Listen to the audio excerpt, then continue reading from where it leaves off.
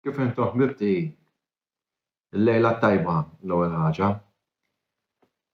Ġewwa l-Allianz Stadium ta' Turin, Juventus 4, Empoli xejn.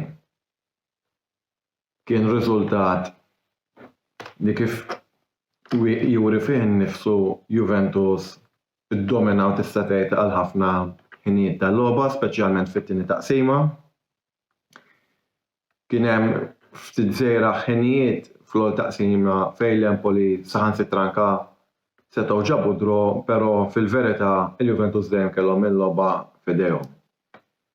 Ta' min wieħed jirrimarka f'din logħba li issa hawnhekk ġejja kontra tiegħi ma qdart ħafna fil-passat kemm lil Moise Kean kif ukoll lil Rabiot u anke lil McKennie u inċidentalment f'din logħba skurjaw it-tlieta li huma. Saħansitra Rabiot għamel doppietta li kienet it-tieni doppietta tiegħu fi żmien ftit ġimgħat, jiġifieri dal-plejer jew għax ġej għall-World Cup jew għax qiegħed fl-aħħar sena tal-kuntratt tiegħu mal-Juventus f'daqqa waħda qabad jibrilla. Però ħalli niġi iktar f'dettall dwar l-andament ta' kif żvolġiet il-partita. L-ewwel ħaġa kienet xi ħaġa pożittiva minnha nnifisha li l-Juventus kisbu it-tieni rebħa wara l-oħra finalment fil-kampjonat wara r-rebħa fid-derby tal-ġimgħa l-oħra issa waslet din ir-rebħa wkoll. Iktar kmieni l-lejla. Ta' min jirrimarka li xi ħaġa pożittiva li rajt f'dal-aħħar ġiex logħbiet kienet u f'din inkluża li ħan nikkummenta fuqha hija li rajt iktar spiritu kumbattiv ta' grupp. Xi ħaġa li naħseb jekk xejn ir-ritiro jew min irritiro jgħidlu li kif tridu li għajja Allegri il-ġimgħa l-oħra sewa xi ħaġa. Għax jekk xejn rajt ċertu plejers riġenerati. Issa veru forsi l-Empoli mhumiex xi tim kbir biss meta l-Juventus ġew draw mas-Sampdoria. Tilfu mal-Monza. Dawn huma kollha presso poco livell wieħed tal-Empoli, ġifieri importanti li l-lejla ma ntilfux punti. U l-iktar ħaġa li oġbitni kienet li minkejja kienu hekk xejn, il-Juventus baqgħu ġejjin. Veru forsi l-Empoli ma tnejn xejn bdew imajnaw ftit, mbagħad ma tlieta jsew ftit wisq li kien baqa' storja logħba, imma xi ħaġa li l-Juventus jekk iridu jaslu x'imkien, jiena nemmen illi f'kull 90 minuta tal-partita, f'kwalunkwe partita qegħdin jilagħbu ma' min qegħdin jilagħbu, iridu jiġġieldu għal kull ballun. Meta l-Juventus għamlu umilment dil-biċċa xogħol, dejjem marru tajjeb. Ħafna drabi saħansitra anke spiċċaw rebbieħa. Jiġifieri ejja nkomplu f'di triq, logħba issa jmiss logħba jibsa ħafna ġo l-Portugal mal-Benfica, jiġifieri mhix nippretendi li ntuhom erbgħat, jalla joħroġ riżultat pożittiv, bad naraw x'jissuċċiedi minn hemm l'hemm. Niġi għall-plejers kif bdiet il-logħba, ta' min jirrimarka l-Juventus kienu b'assenti Bremer, Di Maria, Chiesa u Pogba li huma 4 pilastri fit-tim fost plejers oħra li hemm barra. Szczesny meta kien mitlub jagħti dmiru fil-logħba jien fl-opinjoni tiegħi qegħdija tajjeb ħafna. Rugani ta' sem tiegħu forsi m'iniex daqshekk kuntent u ngħid li kien l-agħar wieħed mil-11 fuq Bonucci, Danilo anke bil-cross li ta' u li lien għamel logħba jiena nemmen fil-verità dan għandu jkun il-captain tat-tim jien imma dik hija biss l-opinjoni personali tiegħi. Meta niġu għan nofs il-ground, apparti il-goal ta' McKennie, ġifieri xi ħaġa li għoġbitni ħafna kienet il-prestazzjoni ta' Locatelli. Locatelli l-aħħar ġiex logħbiet rajtu tjieb bil-bosta.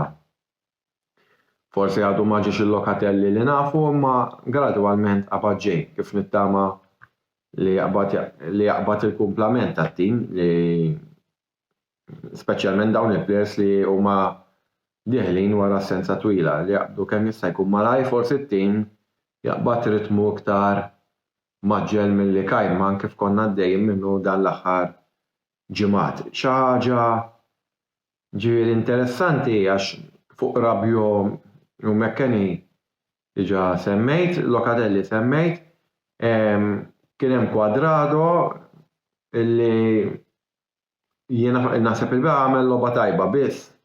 Naħseb li qed tagħti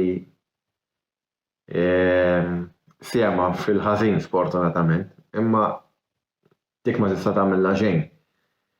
U ta' min jirremarka oġobni ħafna Kostic. Kostic meta jibda b'dawk il-crosses insidjużi tiegħu isir perikolus u jkun arma letali tat-tim kontra l-avversarji u l-bira wara dan meta fil-pass li ta' lejn Moise kien wara 8 minuta kien fetaħ il-logħba dan il-plejer. Dan xtaqt ngħid x'kelmiet għax meta jien ma qdartu jiena kont, però l-bieraħ ħaqqu tifħirax minn wara ritiro milli kisab iktar postu fit-tim. Ġifieri u l-goal kien ilu ġej u wera prestazzjoni suffiċjenti. Jalla l-affarijiet jibqgħu hekk jew inkella jittiebu.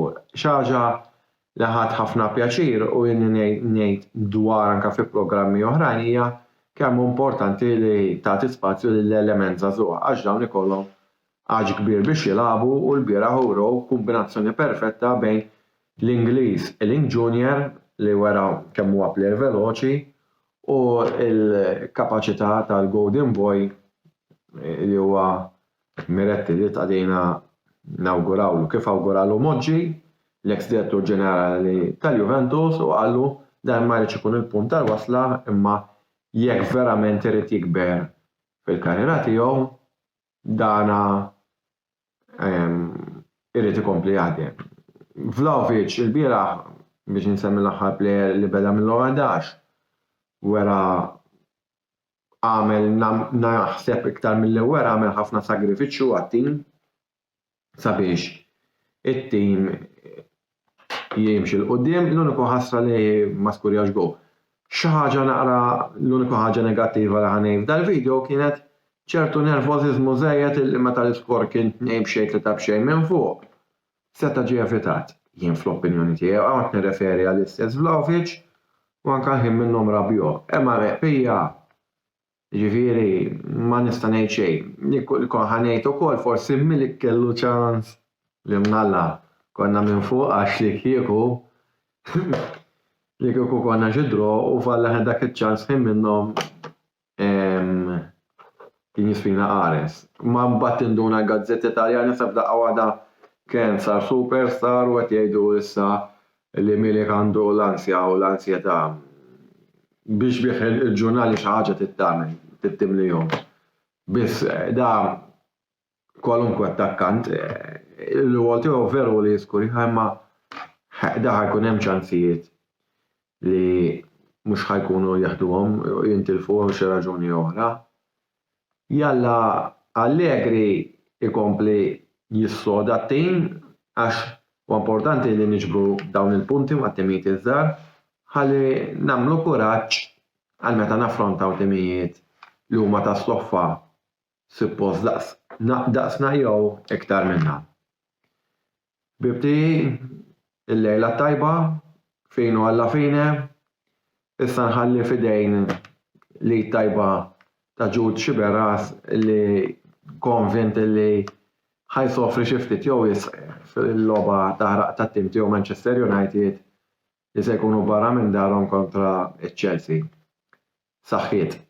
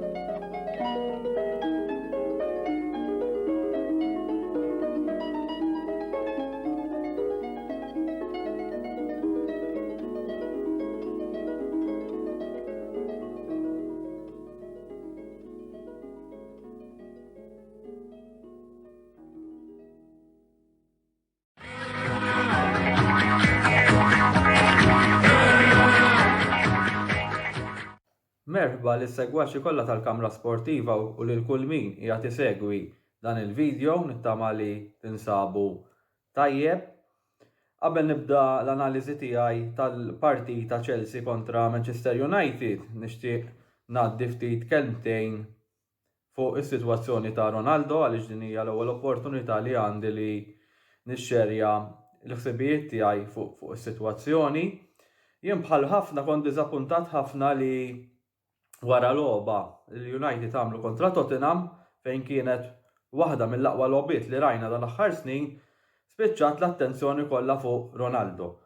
Inkolli nammetti illi nistenna aħjar minn plejer bħal Ronaldo, nistenna aktar maturità, nistenna aktar illi plejer ta' dak il-livell tiegħu għandu xi kultant iġib naqal interess ukoll tat-tim qabel tiegħu personali. Ġifieri let's face it, huwa leġġenda tal-klabb, huwa jgħid ħafna li jħobb ħafna l-klabb u nemmnu li huwa li jħobb il-klabb, però kultant il-bright tiegħek ma tistax inti tħalliha tover jgħidja kollox u it takes over. Dik hija problema tant fil-bniedem li kellu ħafna suċċess fil-karriera tiegħu ħajsiba kultant diffiċli to let it go. Ġifieri hemmhekk naħseb Ronaldo huwa jammetti hu stess li żbalja u move on.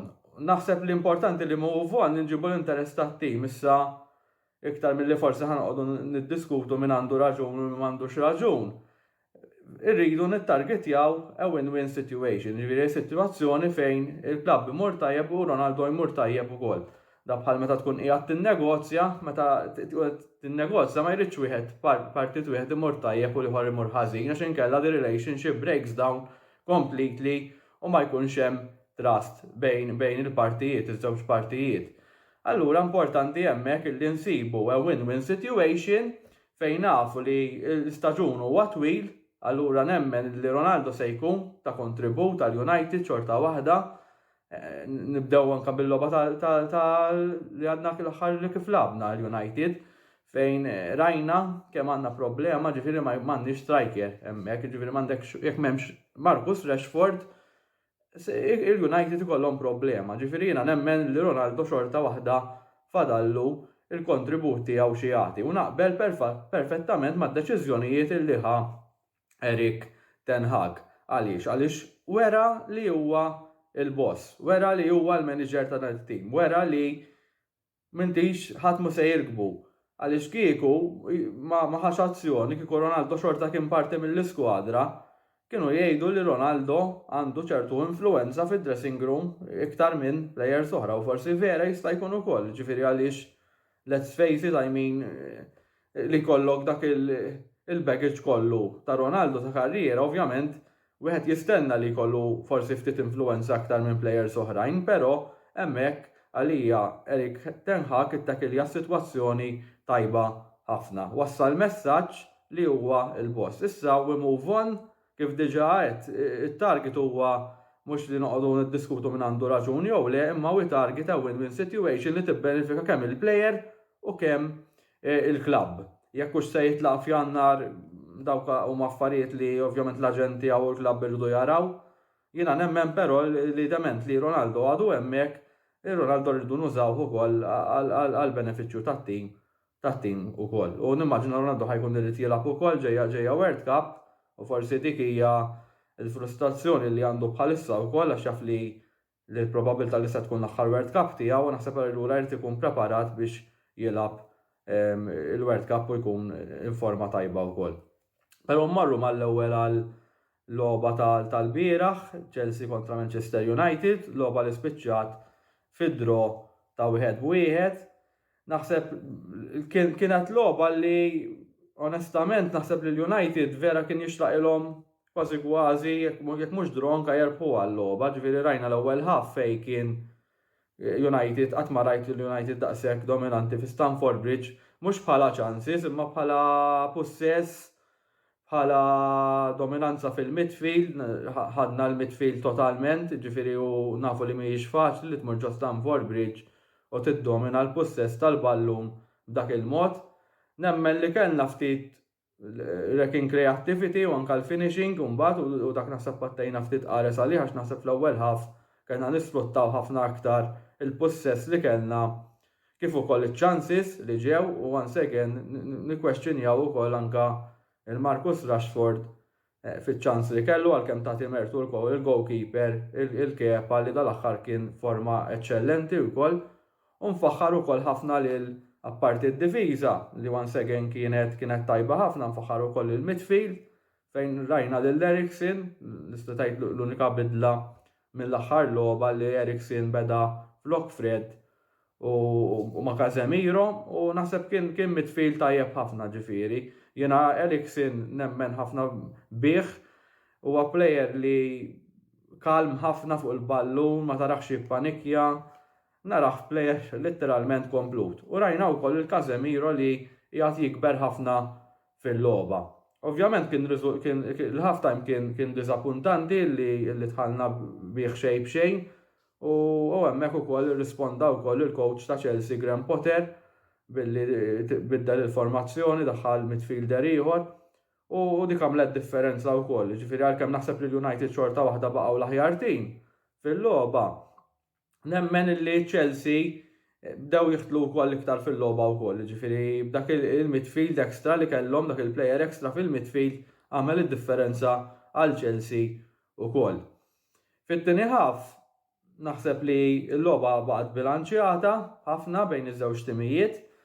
Nemmen ukoll li naħseb li hemmhekk konna friskju li nitilfu għall-logħba, ġifieri mhux naħseb il-verità hija r-realtà kif ġiet il-logħba wara kollox għax dak iż-żball li għamel McTominay hemmhekk naħseb kien żball emeċer li għamel li tifel tal-iskola.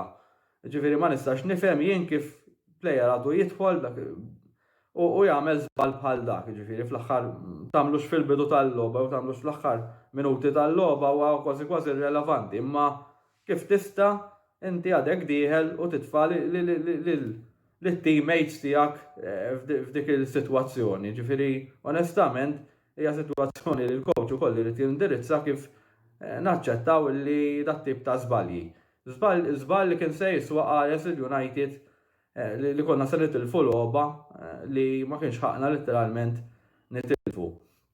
Però rajna qed naraw id-differenza fil-United għaliex hemm dik in-never die attitude ukoll, ġifieri rajna t-tim li pajemmen sal-aħħar ma ppanikjax għax konna wieħed xejn minn taħt u rnexxielna wkoll nieħdu punt minn Stamford Bridge fejn nafu kemm fis-snin ta' qabel kien diffiċli biex inġibu punti minn Stamford Bridge, ġifieri niftakar ħafna kien hemm drojiet imma kien hemm ħafna telfiet ukoll fi Stamford Bridge fejn il-United għalkemm ikunu lagħbu tajjeb ma jġibux ir-riżultati. Ġifieri li ġibna r-riżultat wieħed fl-aħħar minuti tal-partita kważi kienet kellha emozzjonijiet ta' kważi ta' rebħa.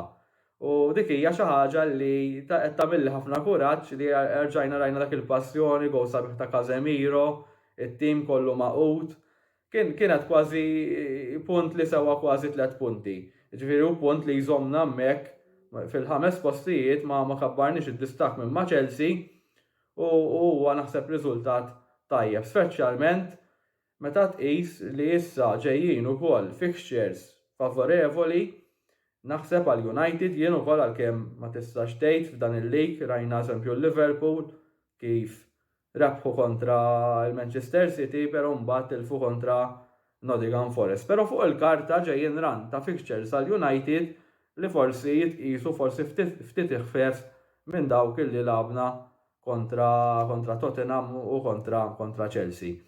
U dawn huma fixtures kontra eżempju l-West Ham, kontra l-Aston Villa, kontra l-Fulham u wara l-wafqa wkoll tal-World Cup ukoll nilagħbu kontra Nottingham Forest u kontra l-Wolves. Ġifieri għal dawn it-tip ta' fixtures inħarsu l-qudiem. Kellna wkoll naqra setback żgħir li kellna injury ta' Varane. Hija naħseb injury li tinkwetana għaliex ovvjament ukoll kienet knee injury u nafu li knee injuries kultant jistgħu jkunu ftit nasti u wieħed irid jistenna wkoll xi żviluppi dwar kemm mistenni jdum barra Rafael Varane. Hija news illi aħbar illi tiddisappuntana għaliex rajna l-Martinez u l-Varane kemm irnexxielhom jiffurmaw partnership tajba ħafna bejniethom u wieħed ma jkunx irid jitlef minn dak il-konsistenza li qbadna fid-difiża. Rajna li daħal Lindelof minn flok Rafael Varane u naħseb kien tajjeb Lindelof, ġifieri kellu okkażjonijiet tajjeb fejn naħseb iddefenda tajjeb jiena, però ovvjament huwa disappuntanti għaliex naħseb li l-aqwa żewġ difensuri li bħalissa għandhom il-United huma Rafael Varane u Martinez u konna qegħdin nieħdu pjaċir ħafna bħala supporters narawhom jirranġaw daqshekk id-difiża tal-United u jieħdu awtorità daqshekk fit-tim. Però dak huwa l-futbol ma tistax toqgħod jiddispjaċik għaliex ġarajek l-inġeris huma parti mill-logħba u trid tara kif issolvi dawn l-issues. Ġifieri għalhekk għandek tim sħiħa, għalhekk għandek skwadra sħiħa għaliex meta jiġu dawn l-affarijiet jiġu indirizzati.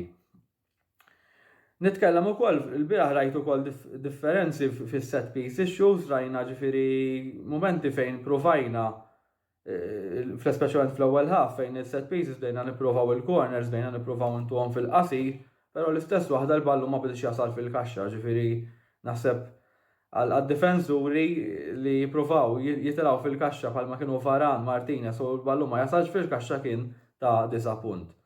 Naħseb ukoll kien ta' disappunt ukoll meta provajna ntuhom long ukoll ma konniex ta' tret għal darb'oħra. Ġifieri din l-issue ta' set pieces semmejta fl-aħħar video naħseb hija xi ħaġa li jiena li tinkwetani għax nemmen li tim li jrid jiċċellenġja għall-unuri, tim li qed jiċċellenġja top 4, importanti li nieħdu kull okkażjoni biex niskurjaw il-goals, ma nistgħux narmuhom il-corners u bħalissa qed inħoss li l-corners qed ikollna qegħdin narmuhom. Rari il-United ikunu ta' teddida għall-avversarji mill-corners. Dan il-riżultat jarġa' once again ħallina fil-5 post, illa nsemmuha di li bqajna fil-5 post, però nemmen li qed jagħtina pedina fuq xiex nibnu l-istaġun u nkomplu ovvjament navvanzaw.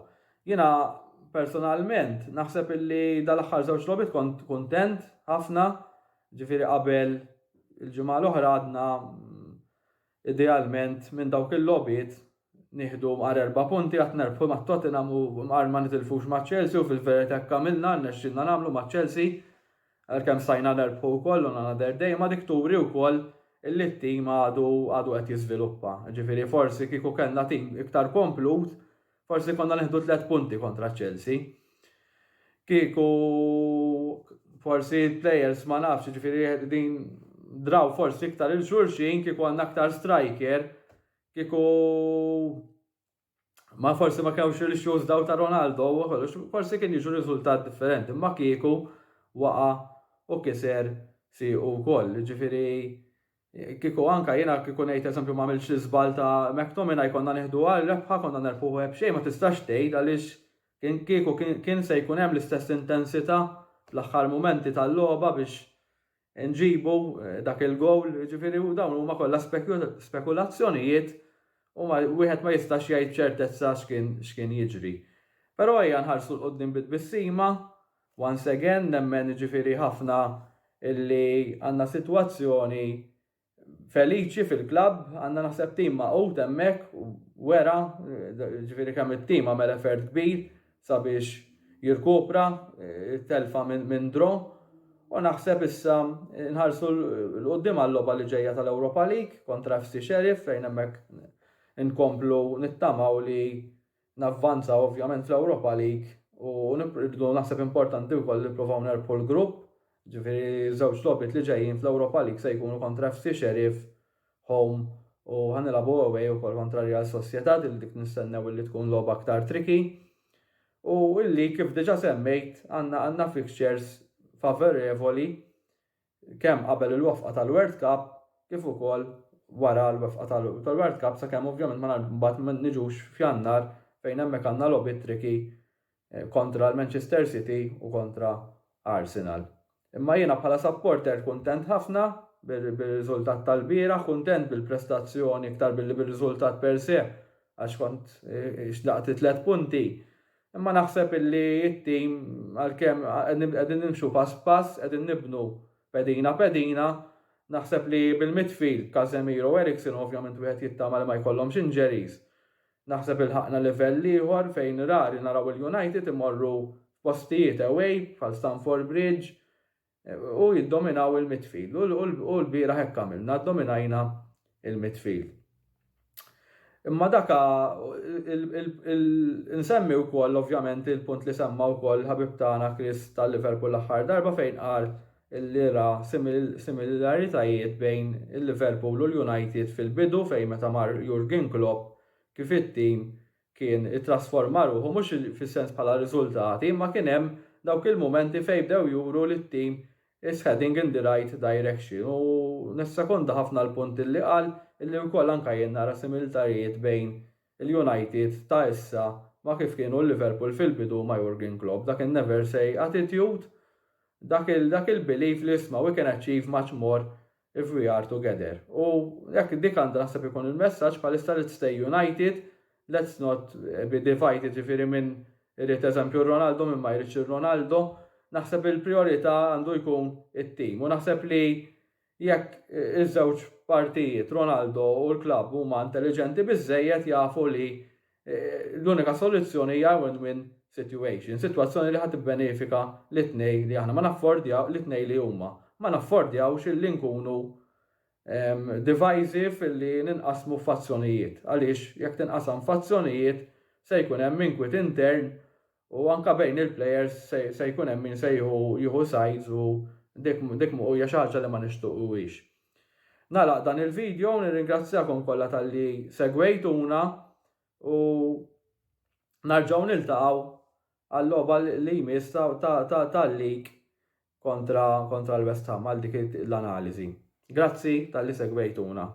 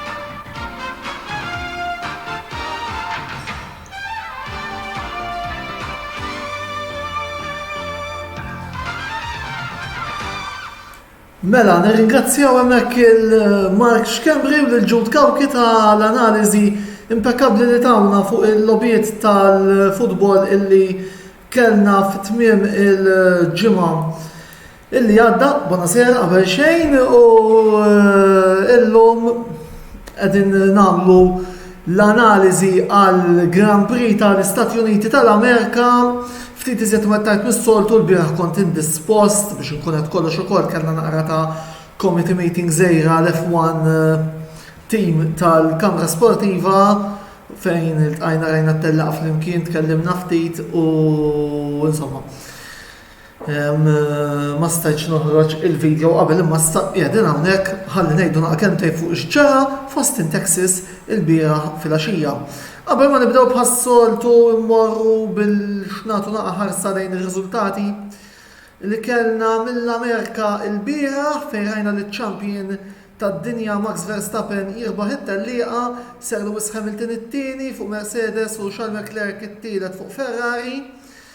Il-pożizzjonijiet l-oħra tal-punti, Sergio Perez ir-raba', George Russell il-ħames, Lando Norris is-sitta fuq McLaren, Sebastian Vettel, Aston Martin is-seba', Kevin Magnussen ħass it-8, Yuki Tsunoda Alfa Tauri id-9 u l-Alpine ta' Esteban Ocon fl-10 pożizzjoni.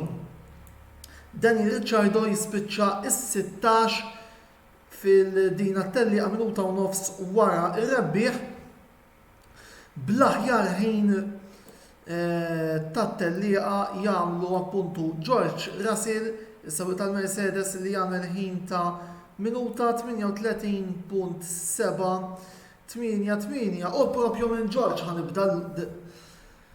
nibda lejla dak l-inċident ta' tluq. George, x'rittu hemm? Alright, vera li il-povru Sainz kif qal tajjeb Martin Brundle, it's a question of bad luck or no luck, u għax din darba laqqataw wara li telaq ħażin biex nkunu għedna kollox ukoll.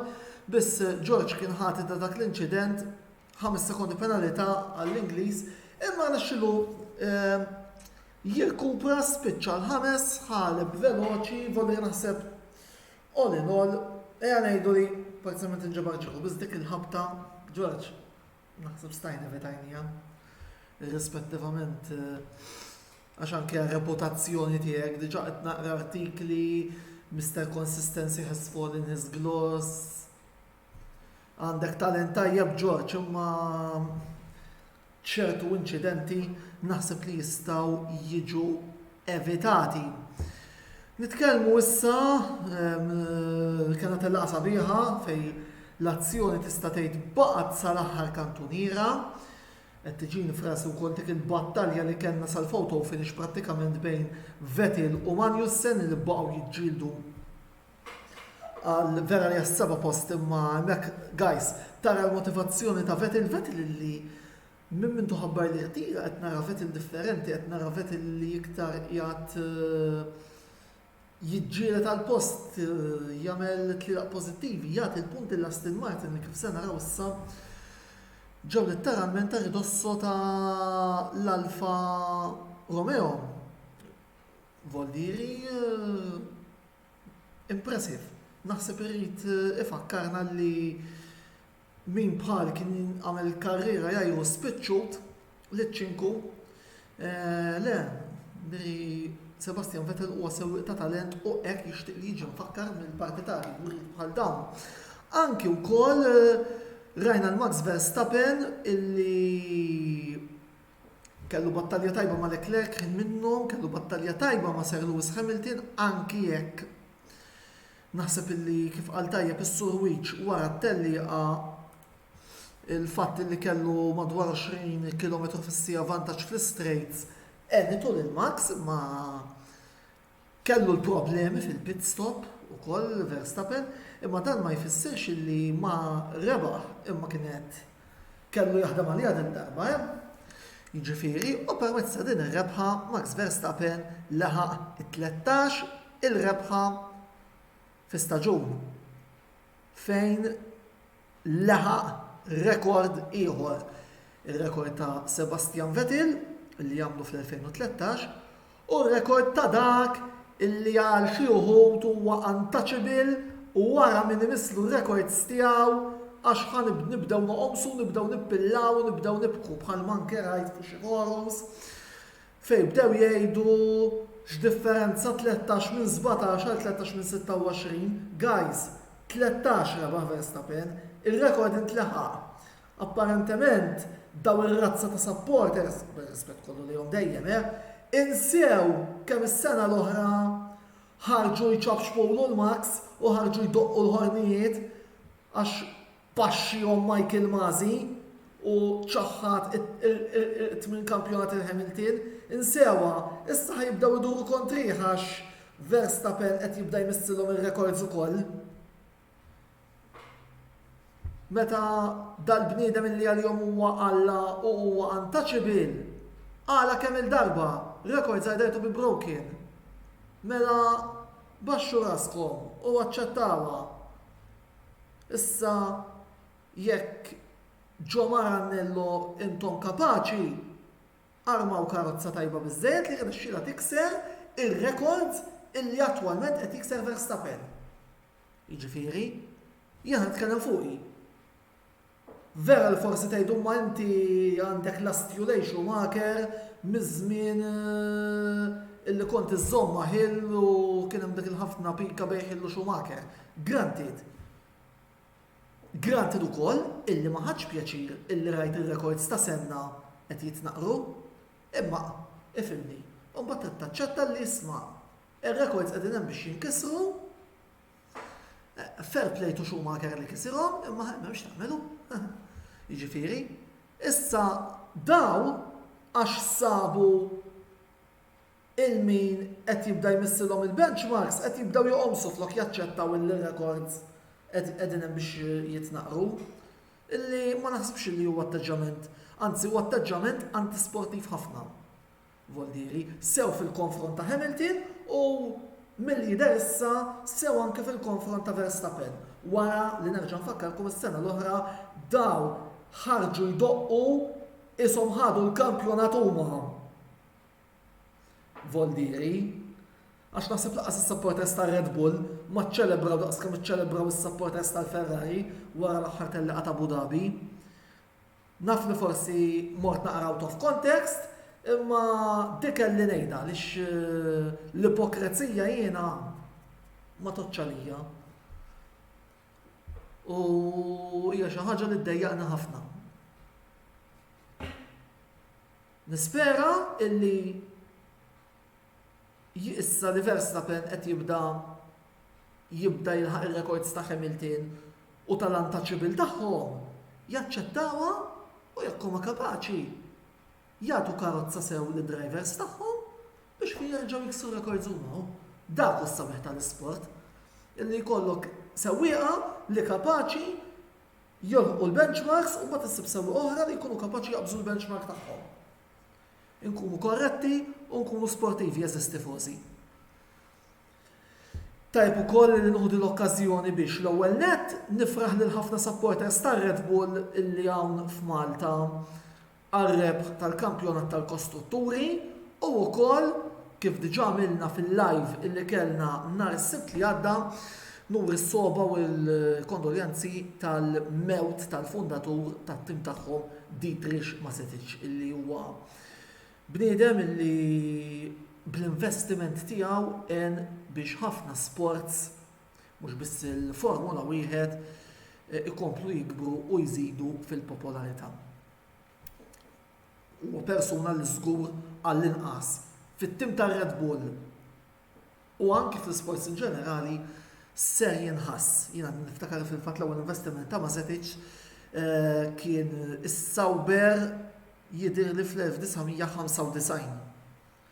Kemm kien ilu hemm il-link ta' Mateschitz sakemm illum il-ġurnata hemm it-tim illi hemm illum illi b'mod mistħoq ukoll din is-sena rebaħ il-kampjonati u bedajna għal-records ta' ċertu wannabe untouchables.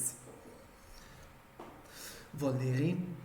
Le, ma l-bqija kienet telliqa sabiħ ħafna fejrajna ħafna azzjoni, Verstappen kif edna anki oġobni ħafna il-fatt meta ħin minnhom kien hemm dik il-naqra ta' Verstappen Leclerc baqgħu jibbatti bekkaw għal ċertu numru ta' laps u huwa dak illi jagħmel il-Formula Wieħed sabiħa u għalfejn aħna dilettanti tal-Formula Wieħed ninvestu ħin, flus, nissagrifikaw ħruġ u ħin ma' l-eżistana biex naraw spettaklu bħalma rajna ġewwa Austin. Għal rekord ukoll Sergio Perez spiċċa r-raba' voldiri riżultat ukoll pożittiv għal Mexico ma fuq biex ngħid ħaġa fl-aħħar dan il-video. Il-McLaren Lando Norris spiċċa s-sitta tajjer letteralment imdamdam, għamil 33 leb fuq tajjer imdamdam u rnexxielu jagħmel miraklu ieħor u jispiċċa s-sitta. U fl-aħħar leb qabes lil Fernando Alonso wkoll. By the way, Alonso spiċċa s-seba' fejn inserta daħal feles fil-mument opportun meta daħlet is-safety car ta' Bottas.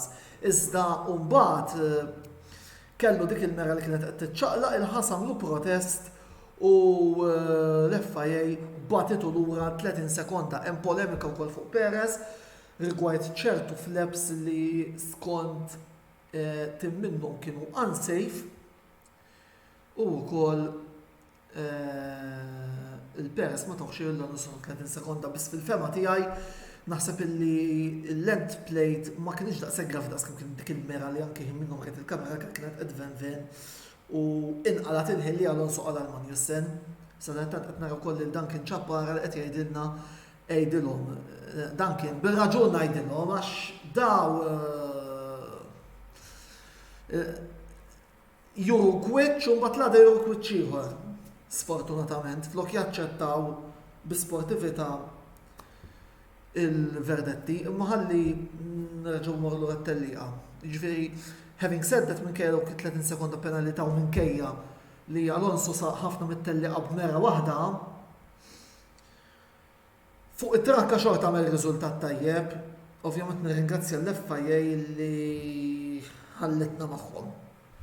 Għaliex issa, anzi ħanurkom il-klassifika tal-kostrutturi. Għaliex kif ukoll qegħdin naraw bid-difetti kollha l-għandna u bil-fatt li qed insuqu b'sewwieq wieħed il-McLaren għadna hemm 6 punti biss il-bot mill-Alpin. U jien xorta ngħid li ma naqbżuhomx. Biex naqbżuhom irrid ikollhom 4 DNFs fi 3 tiġrijiet li ġejjin l-Alpin. U aħna nibqgħu ntellaw il-punti ovvjament. Illi sfortunatament qed nara diffiċli.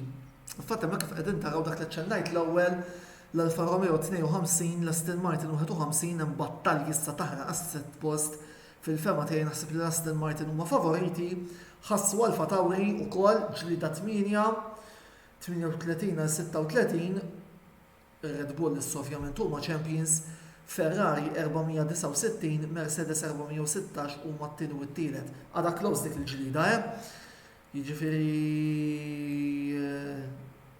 jaqbillhom ma jagħmluwx fatta li ġew it-tieni, ma jmux isibu xi sorpriża fl-aħħar.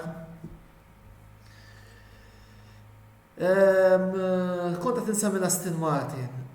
Stroll, reġa. Dak x'inċidentu meta dak l-inċident li kellu mal-futur sieħbu Alonso. Jiena personalment naqbel ma' Jacques Villeneuve li llum qal dan irid jingħata Reisben għax qed jagħmel beda tajjeb jaħsra għax minnhom kien it-tielet, imma mbagħad għamel dik il-pudina li guys. No. Naf li hawn xi fans tal-Aston Martin, ma bil-rispett kollu lejkom, jekk aħna qegħdin sewwieq wieħed għax Ricciardo ma nafx u kien avvisto u letteralment dal-aħħar 3-4 tiġriet qed ipappija minn fuq darna, intom għandkom sewwieq armi l-emme, saħħaħ l-isna mill-Latifi, da ma nistax neħilsu minnhom għax dana it-tim ta' missieru u ovvjament missier mhux se jkaċċel li bnu mix-xogħol. Jiġifieri li hija ħasra il għaliex meta tqis it-talent li hemm fil-Formula 2 u mbagħad tara lil dan illi let's face it jagħmellek żbalji bħal dawn. He's a bang average driver. Below average, anzi, fil-fema tiegħi jistgħu. Imma money talks bħal kollox. Il-ħass ħanitkellem naqra fuqhom issa kellhom telqa tajba ġewwa darhom Kevin Magnussen jispiċċa 8 sewwi Magnussen jien minn dejjem kien jogħġobni dan is-sewwi u qed nieħu pjaċiri li qed naraha iġib dawn ir-riżultati għaliex verament huwa sewwieq ta' talent. U it-tim qed imexxih waħdu Voldiri għaliex liħor baqa jagħmel ħsara u fil-fatt naħseb li Steiner qed isib il-mument opportun biex jitajjarlu rasu u fl-aħħar dan l-overhype kollu fuq Mick jispiċċa darba l-dejjem għax prattikament jekk Steiner ma jikkonfermax lil Mick Schumacher jidher li l-għażla saret fuq it-tieni sewwieq imma ħadħol uffiċjali mbagħad nitkellem fuqha ma nistax nifhem ċertu għażliet jiena. Jiġifieri biss riżultat tajb għal Kevin Magnussen li spiċċa fit-8 post u kompla wera li jekk il-ħass tirrispondi Magnussen kapaċi wkoll jagħmel riżultati għat-tim Amerikan. Yuki Tsunoda spiċċa d-9 ġab 2 punti oħra l-Alfa Tauri li kien hemm ukoll bżonnhom l-aħħar punt ġabu Esteban Ocon fuq l-Alpin jibqgħu jnaqru l-punti minn hawn u minn hemm però kif ġa tkellimna qabel naħseb li r-raba post huwa on merit. Ħanurikom naqra klassifika tas-sewwieq għax hemmhekk ukoll hemm xi sfidi interessanti illi wieħed irid jiddiskuti Voldiri. Bħal pereżempju il-ġlieda għat-tieni post bejn Charles Leclerc u Sergio Perez. 2 punti bejniethom u nemmen li dik il-ġlieda ser tibqa' sal-aħħar u mbagħad għandna naħseb ġlieda tajba r-raba post. Russell, Sainz u Sir Lewis Hamilton. Bażikament 20 punt bejniethom dik se tkun ġlieda tajba ħafna wkoll fil-fema tiegħi. Dan round rebħu Hamilton imma nemmen li jatfadal ħafna x'intqal f'dik il-ġlieda raba post. Lando Norris best of the rest is-7 u Esteban Ocon it-8 b'79 jekk issaqsuni taħsibx illi Norris jista' jserraħ rasu mis-7 post. Jiena lista ngħidilkom le għal fatt illi l-Alpin għandhom karozza by far aħjar minn tagħna. Ser ikun importanti illi Lando jibqa' jipplejsja sew fi 3 ġriet li jatfadal kif ukoll fit-telleqa sprint li għandna fil-Brażil biex almenu saħħat li fna r-raba post fil-kostrutturi għall-inqas forsi b'xi mod jinżamm dak is-7 post fil-kampjonat tas-sewwieqa mingħand l-unika sewwieq sissa illi kiseb podju jekk taqta' 300 il-kbar. Biex nkunu għedna kollox ukoll per dovere di kronaka. Mill-bqija naħseb illi fejn jidħol Grand Prix tal-Amerika m'għandix ħafna xi nżid. Issa l-ġimgħa d-dieħla hemm il-Grand Prix tal-Messiku illi naħseb bil-high speed li hemm f'dik it-trakka ir-Red Bull ħatkun favorita u aħna ħambatu. Jiġifieri issa jiena se nkun onest u għandi appell għat-tim ta' Red Bull din id-darba. Voldiri, issa l-ewwel iddefendejtkom issa ħanagħmel naqra ta' appell żgħir. Li kieku jien Christian Horner, it-tim manager ta' Red Bull, nhar il-ħamis kif nidħol u nara li kulħadd daħal, ngħid il-Verstappen fl-uffiċċju u ngħidlu ara Max, poġġi bil-qiegħda, inteħ tazza kafe u ngħidlu mela, irbaħna l-kampjonat tas-sewwieqa. irbaħna l-kampjonat tal-kostrutturi. Issa nixtieq di għanas l-speranza tiegħi illi l-lum, anzi din it-tmim il-ġimgħa, tejna nagħtu ferħa lil Sergio Perez u ngħinuh jirbaħ it-tellieqa quddiem niesu. Illi u issa ħana nilbes il-kappell ta' Antonello, naħseb illi ħaqqu jirbaħ dit-tellieqa quddiem niesu fejn kien hemm bżonn Perez il Verstappen sa xi tliela u rebħu u rebaħhom. Jiġifieri, u naħseb li tkun fitting li fi staġun iddominat mit-tim ta' Red Bull it-tellieqa tal-Messiku jirbaħa l-idolu lokali. U kieku jien flok Horner nipprova nsaqsi lil Max biex jgħinna ngħinu lil Perez jieħu l-glorja f'pajjiżu. U naħseb tkun storja sabiħa għal tmiem il-kampjonat qed nara dan kien jerġa' jgħidilna għalija tibgħatilhom CV bi prova lil Red Bull. Dan kien jiena posti mhuwiex fil-Muretto Box, jiena posti huwa fil-medja mal-Vari Crofty, Brandil, eccetera, eccetera. Jiena posti huwa hemm fil-medja, mhux bħala tim principal biex inkunu għedna kollox. U b'dan il-ħsieb u appell nifqu hawn infakkarkom illi jekk ilħaqtu l-video minn issa dan il-video minn hawn ftit ieħor ser ikun ukoll fuq l-istazzjon uffiċjali tagħna ta' YouTube fejn inħeġġitkom x'tinkitbu hemm, tagħmlu subscribe u tillakjaw il-videos kollha jogħġbukom, għandna ħafna kontenut u fihom il-post-match reactions, il-post-match dana, il-programmi ta' botta u risposta, daw is-sensiela ta' mixżon illi bdejna wkoll, jiġifieri hemm ħafna kontenut illi nistednukom li tidħlu hemmhekk tissubscribjaw biex ma titilfu xejn mill-kontenut li noħorġu jekk forsi ma tkunux tistgħu tarawna lajf għalli tkun tistgħu tarawna wkoll fil-kumdita tagħkom meta dan ikun possibbli.